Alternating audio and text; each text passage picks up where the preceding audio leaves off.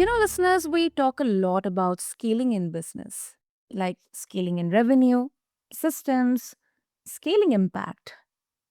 But have you ever thought, what about scaling our consciousness? How do we lead not just from the head, but from the heart, and still thrive in a world that measures success in numbers, not nervous systems? Today, on this episode of the Cosmic Confluence podcast with your host Sana, we are diving deep into that intersection between conscious leadership and business transformation. Listeners, my guest today is someone who has lived both the structure of academia and the surrender of spiritual awakening. After years as a vice president of inclusive excellence and graduate professor, he hit a wall, a burnout so deep it stripped away everything that wasn't real. A 24-day water fast changed everything for him. From that stillness came ConsciRise, a community built on authenticity, healing, and integrity. So, we are going to explore how tools like mindfulness, hypnosis, and sound healing aren't just woo, they are strategic levers for clarity, creativity, and decision making in business. So, let's all break open the myth that being conscious means being soft and find out what real strength in leadership actually feels like. So, listeners, meet my esteemed guest, Dr. Jonathan Locust. So, Dr. Jonathan, welcome to the show, and I'm really, really honored to have you here with us today. Thank you so much. It's really such a pleasure to be here. And again, thank you for all the work that you're doing to basically be able to share the information and just be an instrument to be able to help elevate the consciousness. So just thank you to what you're doing as well. Thank you so much, Dr. Jonathan. That really, really means a lot. And let's begin first. Unraveling the journey that you have had. I mean, you have seen both the worlds. You have lived in both the worlds, the corporate academic system, and then the holistic healing space. So I'm very, very sure. I'm very confident this conversation is definitely going to be very interesting and maybe eye opening for every one of us. So what do you think corporate leadership still gets wrong about consciousness and transformation? Yeah, so I would say one of the things that they get wrong from the beginning, Mhm. depending on which type of leadership you're dealing with, is it's not associated into the process at all. And I think that is a thing that can really be um it can really be a disservice to the leader, the people who are within the organization, because everyone, and this is kind of what I believe, that everyone is here to consciously grow. We have experiences that help us grow.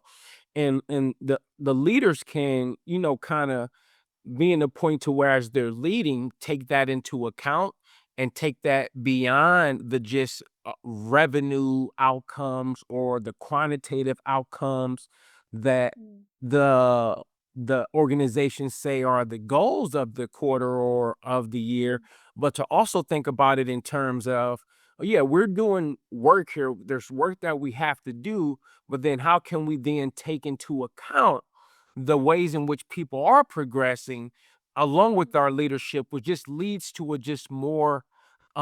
more efficient organization that is more conscious based. Hmm. Yeah, that makes sense, because it is not about replacing performance metrics or the reports or the goals with, just mindfulness talk. But I think it's rather integrating the human element into the metrics, and I think that's a tough bridge to build, because I think the awareness and the acknowledgement is yet to be done there.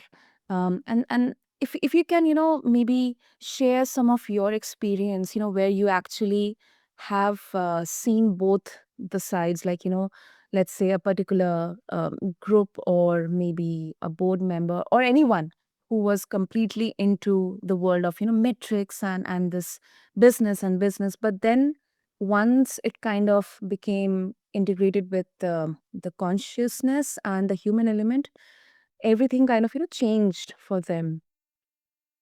Yeah, yeah, yeah. So I would say like kind of as an example, um, and, and and I would say just for definitions, right? Because a lot of times we just had a conversation with in one of our communities about there not necessarily even been an official definition for consciousness, right? Because there's different perspectives of what people kind of feel it means like and things like that, but there's not kind of really an official definition. So kind of as a person who's my PhD is in research, so kind of taking these concepts and then Mm. breaking them down into what I would call operational definitions. And then operational definitions allows us to be able to measure for something. So if I'm looking at, okay, what are the outcomes of culture that has increased consciousness? I will see that as a culture that also has increased learning. I mean, and not only increased learning, but increased resilience. And resilience is actually a metric that you can come up with a measure for. I would think it is a community that has a greater sense of connection. Not only a connection with the group, so there's a feeling of cohesion amongst the group, but also that feeling of cohesion extends into the community. So I think there's certainly different metrics that we can start to be able to come through that really starts to be able to make it make sense so we can actually see how those levers actually have an impact on the KPIs. And to give you an example, I would say the one of the best examples would be myself. Yeah. Is being able to get to the point to where not only was in my role, was overseeing not only a number of students, but I also ran a lot of in our systems. There were 30 and for the state of Minnesota, there were 35 colleges and universities. So I had state work that oversaw like all of those institutions. So when you're traveling and doing a lot of work and you talk about seriously being burnt out, the thing that got me over the edge was I had a health issue, and it was the health issue for me that really kind of got me to the point was that with this health issue, if it wasn't corrected, I wouldn't be able to do certain things. We wouldn't have a certain life that we had planned, all of these different things that I wanted. And that happened when I went outside, when I went to traditional medicine. And traditional medicine told me I would have to be on medicine for the rest of my life. I wouldn't be able to heal myself. So, along with being burnt out and with being unhealthy, you start to realize that there is no other way but for me to have a different perspective if I want to actually progress. And for me, as I started to then realize other ways that cultures achieve higher levels of consciousness, how they heal themselves, I learned more about fasting. I learned more about meditation. And that led me to a 24-day water fast, to where Mm. I meditated and was able to really get to the reason behind my health condition. Because what I learned during that experience is everything that we go through is based on us learning. And if we can actually learn the lesson behind the experience, then that experience doesn't no longer need to be there. So to be able to understand what is the lesson that needs to be learned. And during my health experience, I learned that lesson during an intense fast and during meditation. I forgave some people who did some things to me when I was a child. I forgave myself for things I did to people with that mindset, and once I retested, I completely healed myself. And that was kind of the course of action when I start really looking at things from a conscious and well-being perspective. When you see people who are maybe they have great sales numbers, but when you see how they're doing, their health isn't good, or they're on a lot of medications because they're depressed. That's not Mm. all around healthy organization. So being able to kind of tie those two in. Absolutely. I think that's a perfect way to answer that, because yes, Dr. Jonathan, you are here the living example, the living embodiment of how transformational it can be. And I think one very important, very pertinent thing, or a takeaway for every one of us, especially for listeners who are maybe in the leadership position or they are looking forward to. Um, I think it first starts with us inside out. How we look at ourselves, not just from a one aspect, but holistically. You went on this transformational journey, which kind of, um, helped you to do self introspection, work on your health, think from a very different perspective. And I think, especially for high achievers, or people who are in a very stressful job, maybe they could be performing very well, but inside out, they're feeling that hollowness, that emptiness. It can be a tough pill to swallow, to give themselves that compassion, that forgiveness, that rest, that pause, because they would think that, everything will go out of my control. And I think that is something, it is a messy middle kind of, but I think, with small steps, with help and guidance, it is possible. Absolutely, it's possible, and it's really one of those things that, you know, loneliness, um, is a real feeling, and those feelings and emotions that we go through are real. And for me, it's those ways in which we can utilize things that are going on in our lives that we may not have been utilizing before. So, like a lot of it, I've talked well, I haven't talked about it yet, but I've underwent hypnosis and had a past life regression and a life between life session, and which has been life changing. But one of the things that one doesn't have to necessarily go through that. If one just kind of wanted to start to understand, okay, I'm feeling lonely. Well, then you may be having dreams that you're not paying attention to, which I do Jungian dream analysis, Jungian Jungian Jungian dream analysis, which is a conversation between your unconscious self and your conscious self. So there's certainly ways in which we can start to kind of feel and integrate those parts of ourselves that maybe feel disconnected, or those feelings of kind of outbursts of anger, or those things that we just feel that are not in balance.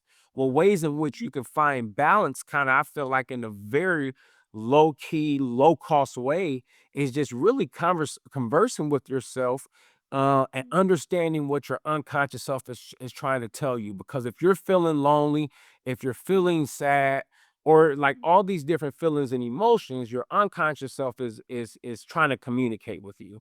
And to be able to then find a way, understand what those symbols are within your dreams. And again, that's way active imagination is another one. Grounding your way to the grounding yourself to the earth as a visualization. But to be able to find what I think are balances in the moment, because these emotions become real in real time. So how do I find a balancing act, something I can use immediately in the moment? I can ground myself in the moment. I can send love and light to people in the moment. So these are things that I think really become important as we start to figure out how one starts to come on this path and start to incorporate these things, kind of regardless of how you're feeling, and a way to be able to start to see some immediate growth. Wow, that is fascinating. Especially you mentioned about dreams, and um, personally, have always, I have always have these questions about dreams. Like, um, you see different symbols. It could be like a mountain or a snow mountain, or maybe sometimes it's like a flood. It can be fire. It can be sometimes animals as well. It can be, we see kind of those images of our loved ones in our dreams. um and then we wake up and we try to think about, okay, what exactly did I see? That is fascinating, Dr. Jonathan. And do you think that, and you mentioned about the Jungian part. So is it directly related to the Jungian archetypes that we often hear, or we often hear in the discussions around our identity? 100%. You are 100% correct. And for me, it becomes a way for us to be able to do what I would call like inner work. And I use that, and inner work is the name of the book. So I'm using the actual terminology from Robert Johnson, which is kind of talks about a way we can start to use these processes. But yeah, absolutely. And so for one who I'll kind of just kind of share a process that a 3-step process that is mentioned in the book that I use, and it's a way to really get started. So this part is not mentioned, but a person who does dream analysis told me this. So one of the things that is helpful is to drink water before you go to bed, because if you drink water before you go to bed and you're dreaming, then you'll have to wake up and use the restroom. But that also gives you an opportunity to write down, or I just record a voice note of my dream, and then that way you have the remembrance, because sometimes we may have multiple dreams in one night, and those dreams may be communicating a succession of things that are happening in our lives. So to be able, that's kind of been a technique. Another thing too is if you're having problems memorizing your dreams in the morning. Well, one of the things that became really helpful for me is give yourself permission. Give yourself permission. Ask yourself to remember your dreams. Ask yourself, say, I want to consciously remember my dreams. I give myself permission to remember me in your dreams. And believe it or not, you will start to remember your dreams. And one of the things, as far as process, they go through a 4-step process. The process is association, dynamics, interpretations, and what they call rituals. And associations is pretty much writing down all the persons, objects, situations, color, sound, or speech that come through the dreams. And what you want to write down is, what feeling do I have about this image? What words or ideas come to mind when I look at it? What am I going through today, and how does this correlate to my personal life? So then you'll kind of go through, write all of this stuff out, and then you'll go through each one, which they call the click it method, which as you go through, you'll kind of figure out and see which one that kind of clicks. And the second thing is dynamics, when you connect each dream image to a specific dynamic in our inner lives. And that's when you identify the part of our inner self that appears as the image of the dream. So, what part of me is that in my dream? Where have I seen this function in my life, and so forth? The third one is then when you're writing down your interpretation, what is the central message this dream is trying to communicate to me? What is it advising me to do? What is the overall meaning for the dream? And how does it correlate into my life? And then that fourth step, which they call is ritual. And it's actually taking the message from the unconscious, you're writing it down, it's becoming physical, and to have some type of act or message to the unconscious self that the dream is has resonated. So that may be whatever comes to you within that dream, to be able to honor that dream. That could be something as simple as, and it has to be something that correlates to that dream. So it's going to be unique for each one. But doing something, maybe it's a walk, maybe some way to commune with nature, but there's a number of different ways that, or maybe it's actually physically going somewhere. There's a space in their dream, because our dreams show up in places. So maybe actually going into that place and just recognizing that, and then that then starts to then not only to solidify the communications and symbols between the conscious and the unconscious, but there's a melding between the two, and that melding leads to a higher level of unification, which then is leading to a higher level of consciousness. Wow. Wow, that actually makes a lot of sense, Dr. Jonathan. I haven't had. I mean, I will really admit that I haven't had the the opportunity to write down my dreams, but I feel, uh, just describing, or maybe just putting down the memories and penning them down, maybe in my journal, it can really, really help in seeking those answers, to sometimes what I think consciously. Absolutely, and that's one of the things that, and even journaling, journaling is a great way because, once and the thing is, you have to do something physical, right? These Mm, things just cannot be in your mind. You have to do something physical to solidify what's happening. So writing it down on paper, these acts, it does really supply and it builds on the connection. So even one of the things I'll even kind of give I'll even give an example of how these things replicate. Like I did a hypnosis, and I understand this is the third life of which I know of here. I've been indigenous Native American Indian in one, and second I was a corn farmer, a white corn farmer. I'm black now. mm, If you can't see me, I'm black. I'm African American. But one of the things that I learned in the previous life was loneliness. I didn't have any family. I didn't have any friends. I had a extremely, extremely lonely life. And mm, one of the things, and I'm a very outgoing person. I like to talk. I like to meet people. So that was a very, very, and I mean, during that session, I cried multiple times because it was just such a lonely life. But one of the things that happened, two things that I'll mention is when I had my first girlfriend in that previous life, while I had my first girlfriend, one of the things that I did not learn was how to find solace and peace without that relationship. But I also realized during that experience that that woman in my previous life was actually a ex in this current life. well, And I was able to find peace and move on from that relationship, but these things are connected.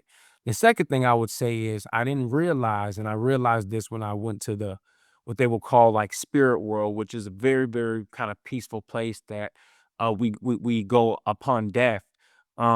And I was able to realize that even though I didn't have any kind of like physical relationships, I did not see the opportunity to have a closer relationship with nature in that life. I was so focused on the relationship, not having a relationship with other people. So one of the things that I make sure I do now, we planted trees in our backyard, and even when I'm running, I'm consciously breathing out CO2 for the trees, and just to be able to make sure that I'm balancing the energies from not having and communing with nature in that previous life and doing that now, but being able to show these rituals, doing these things in the physical, what I feel loosens or thins the veil, and it thins the veil between our conscious self and our unconscious self. And when those two are integrated, I think this also gives us more access to our brain. There's more neurons that go off. So I also think now this is why I can't necessarily like prove that part. I don't want to. But a lot of it is as you think about consciousness, what is consciousness, and how do you define it? So, but I just share those things as ways in which examples of how we can not only go about balancing, but if we continue to progress and know ourselves, whether in dreams or whether it's meditation or whether it's connecting to the earth, doing something that is physical, that act of balance will really start to unify the parts of ourselves that may feel disconnected. mm, yeah. No, personally, I really, really agree with that because Yeah, we not sometimes we use that phrase, and this is a bit from the business side, but sometimes we would use the phrase that it feels like I have met you before. It feels like I know you. It really, we connect really very well. Our frequency really match. um it's like that, we have met the soul in our previous life. It could be, they could be in a different, with a different appearance or maybe identity, but it's the souls, who are interacting with each other. Yeah, I agree, and not only that, and I believe like these relationships that we have are not only geared upon different lessons, but these relationships will continue on with us in our lives. And just to kind of make it to kind of go into, I'll say business real quick. There's a few different things that I'll say. One is if you look at, and this is not only happening in the U.S. but even internationally. I think it may be a little different in places like India, since you all are already just I will feel like just more kind of high, a lot more highly spiritual than like the U.S. But even in the U.S. right now, there's an organization called Pew Research which track this, and Mm-hmm. people are becoming less religious and identifying more with spirituality. And that's a trend that is happening and increasing. So even from a business perspective, to even think about kind of who your customer is and who the demographics are, that's a fact of what's happening, that your customer may not be operating under the same religious overtones that they have in the past. They're going to be from a more spiritual perspective. So understanding what that means from a business perspective is one. The people, the customers changing. And the second thing that I will say is, if you're a business person, you know how to set goals, you know how to progress, you know how to set action steps. So just think about, if we have this things that we're doing in our life, and we know a lot of times we feel like we have a greater purpose. A lot of times we hit our purpose. Then I think our what is happening here just mirrors kind of what happens in, I will call it, the spiritual world. And consciously we do progress. And I will say one of the ways that I would think about it is very, very simply for our business folks, is if you're familiar with the chakras and the energy centers. Some of you may not be, but if you are, they follow the colors of the rainbow: red, orange, yellow, green, blue, indigo, and violet. And they also align with certain places within our body. And when you look at what is color, and color really becomes like an analog of electron rotation speed at different frequencies, right? So we know that if they're rotating at different speeds, then that's going to emit a different color. And I believe that becomes an allegory of how we consciously progress. So when we think about, well, what does that mean, and where are we now? Well, I would say that, well, first density, if we're looking at how we progress, first density correlating to, let's say, red, or color red ray energy center, would be like the elements: fire, water, earth, and air, and spirit. Then you go up to orange, the color orange ray, or second, right? The second color. And then that will correlate to intelligent animals and intelligent plants, because we do know there aren't that mycelium communicate. We know that there's been research that trees communicate underground. So we know these beings are consciously alive. Then we look up to third density, or yellow, the color yellow. That looks at kind of where we are consciously, and where we look at where our goal is to essentially like make a choice, and to make a choice where we're going to essentially be of help to other people, service to others, or service to self. And then the fourth, we think about what is the fourth green, and I won't go through kind of all the colors because I want to be cognizant of time. But what I will say, as this go up, we consciously progress, and what that means is we have greater and greater access to, I would say, the information fields that are around us. And when I say information fields, what I mean by that is, if you look at, we talked about Carl Jung, Jung, and one of the things that they talk about was the collective consciousness, and the collective consciousness of us sharing a collective mind. And when you look at certain things and experiments, of even people being able to telepathically communicate.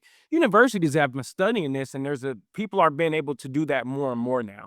So when we look at like what does it mean to consciously grow for all our business people out there, which I'm one of them, I believe that not only are we growing in business, but we're growing consciously.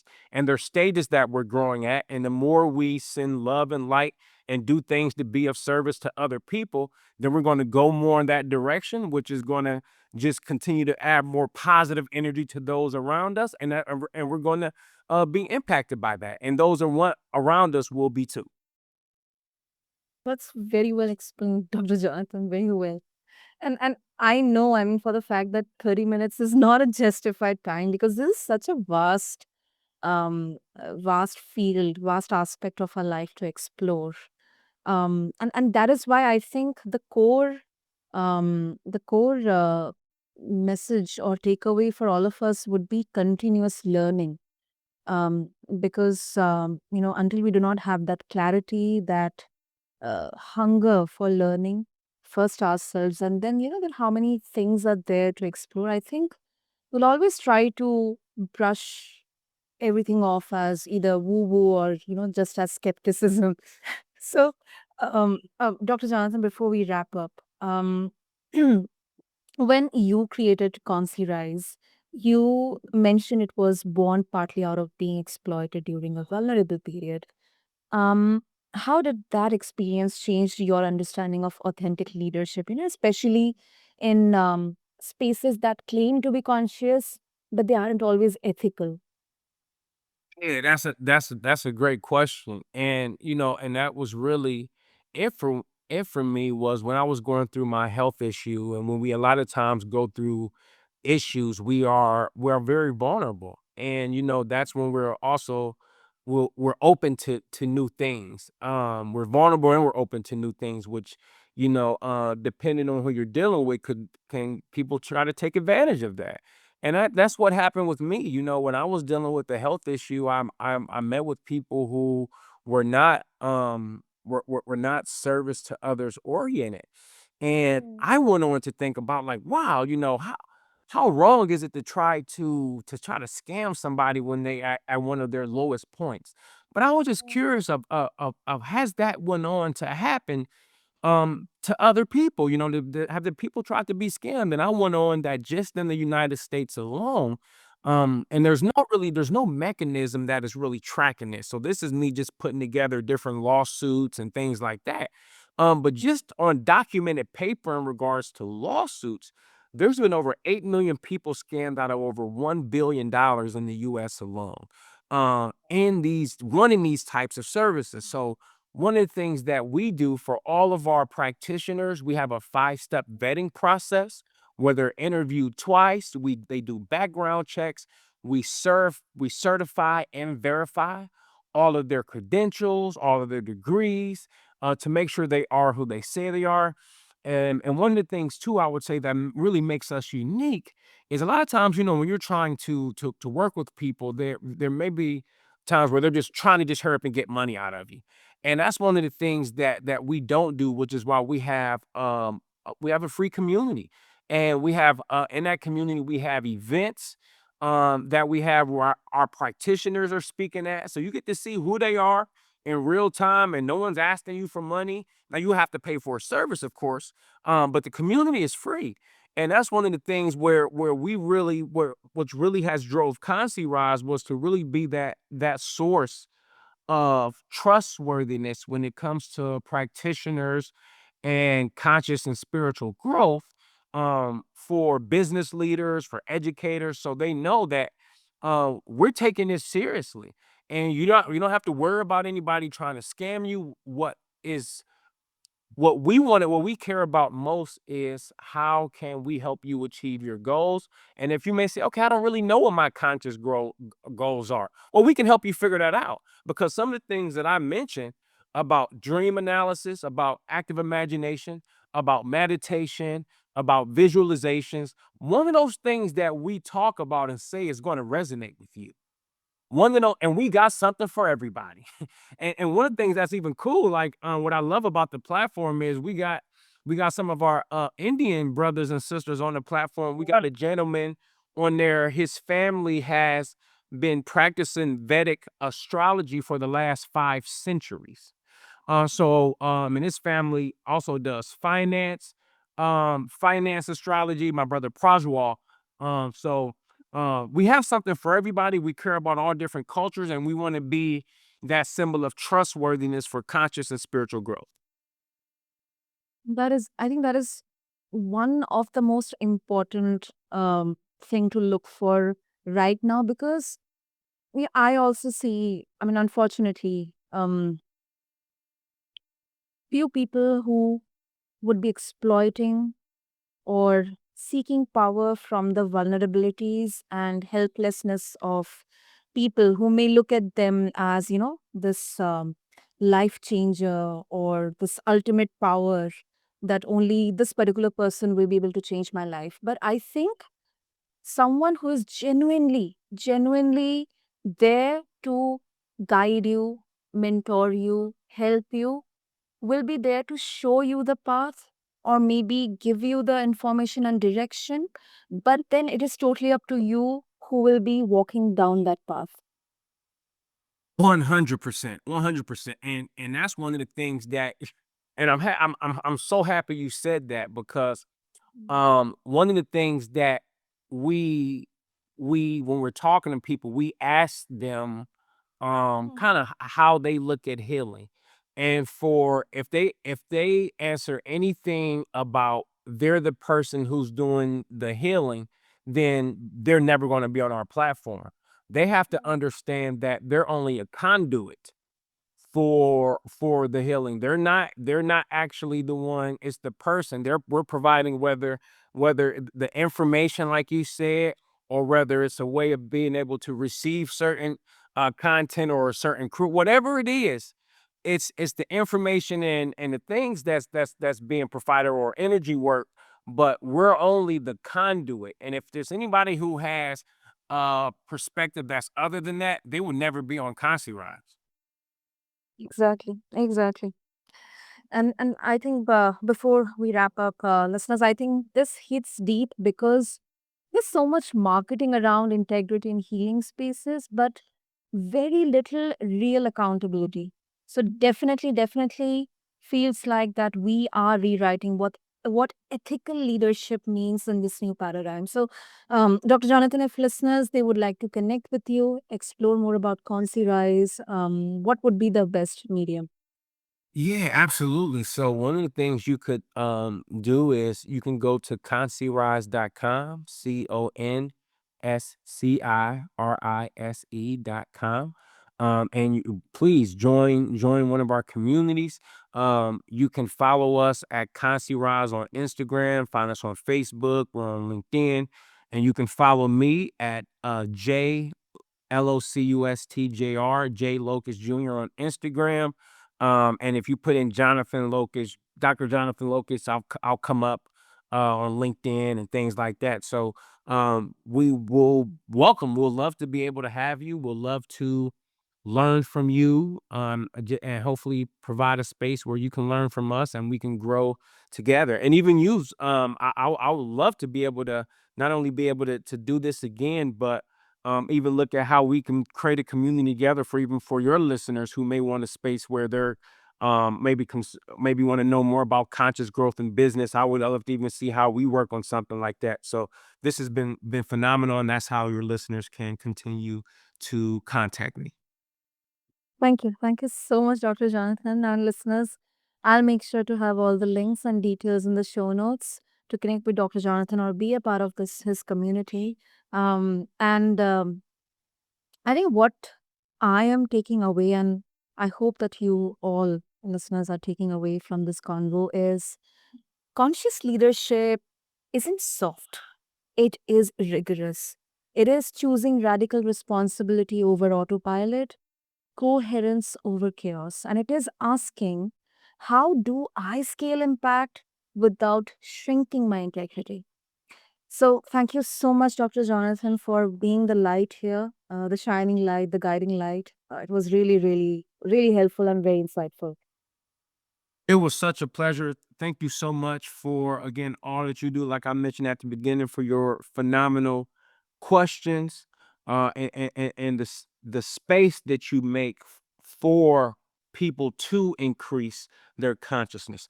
Thank you for that. Thank you. Thank you so much. That really means a lot, Dr. Jonathan. And listeners, as you head back into your week, maybe try this micro practice. And it's totally up to you. Like maybe one decision made from presence, not panic. One meeting opened with a pause, not a pitch. Or one KPI that measures well being alongside wins. Because small shifts compound, and that's how cultures change. So, thanks for writing us with On Cosmic Confluence. Lead with heart, execute with clarity, and please remember consciousness isn't a finish line. See you next time. Thank you.